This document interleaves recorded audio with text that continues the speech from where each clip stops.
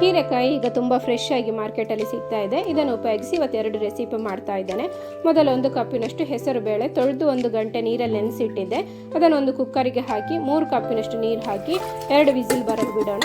ಈ ಸಮಯದಲ್ಲಿ 2 ಹೀರೆಕಾಯಿ ಚೆನ್ನಾಗಿ ತೊಳೆದು ಮೇಲ್ಗಡೆ ಸಿಪ್ಪೆ ತೆಗೆದುಕೊಳ್ಬೇಕು.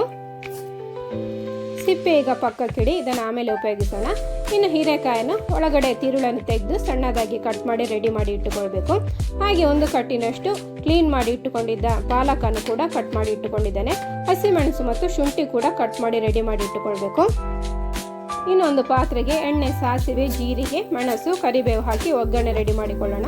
ಸಾಸಿವೆ ಸಿಡಿದ ಮೇಲೆ ಹಸಿಮೆಣಸು, ಶುಂಠಿ ಹಾಕಿ ಫ್ರೈ ಮಾಡಿಕೊಳ್ಬೇಕು. ಆಮೇಲೆ ಇದಕ್ಕೆ ಪಾಲಕ್ ಸೊಪ್ಪು ಹಾಕಿ ಮೆತ್ತಗಾಗುವ ತನಕ ಫ್ರೈ ಮಾಡಿಕೊಳ್ಬೇಕು.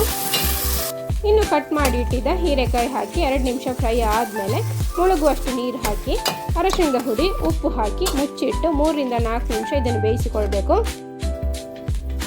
ಬೆಂದ ತರಕಾರಿಗೆ ಕುಕ್ಕರಿನಲ್ಲಿ ಬೇಯಿಸಿಟ್ಟಿದ್ದ ಹೆಸರುಬೇಳೆ ಹಾಕಿ ಚೆನ್ನಾಗಿ ಕಲಸಿ. ಹೆಸರುಬೇಳೆ ಈ ರೀತಿಯಾಗಿ ಚೆನ್ನಾಗಿ ಬೇಯಿಸಿ ಹಾಕಿದರೆ ದಾಲ್ ಒಳ್ಳೆ ರುಚಿ ಆಗ್ತದೆ.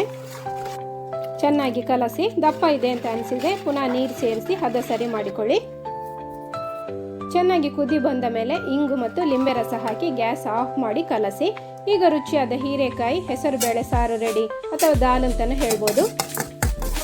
ಇನ್ನು ಹೀರೆಕಾಯಿ ಸಿಪ್ಪೆ ಚಟ್ನಿ ತಯಾರಿಸಲು ಬಾಣಲೆಗೆ ಎಣ್ಣೆ, ಉದ್ದಿನ ಬೇಳೆ, ಕಡಲೆಬೇಳೆ ಹಾಕಿ ಕಲರ್ ಚೇಂಜ್ ಆಗೋ ತನಕ ಫ್ರೈ ಮಾಡಿದ ಮೇಲೆ ಹಸಿಮೆಣಸು, 5-6 ಬೆಳ್ಳುಳ್ಳಿ ಹೆಸರು ಹಾಕಿ ಚೆನ್ನಾಗಿ ಫ್ರೈ ಮಾಡಿಕೊಳ್ಬೇಕು.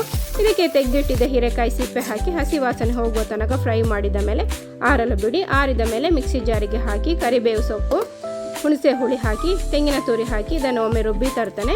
ಇನ್ನು ಇದಕ್ಕೆ ನೀರು ಮತ್ತು ರುಚಿಗೆ ತಕ್ಕಷ್ಟು ಉಪ್ಪು ಹಾಕಿ ನೈಸಾಗಿ ರುಬ್ಬಿ ಒಂದು ಪಾತ್ರೆಗೆ ಶಿಫ್ಟ್ ಮಾಡಿಕೊಳ್ಬೇಕು.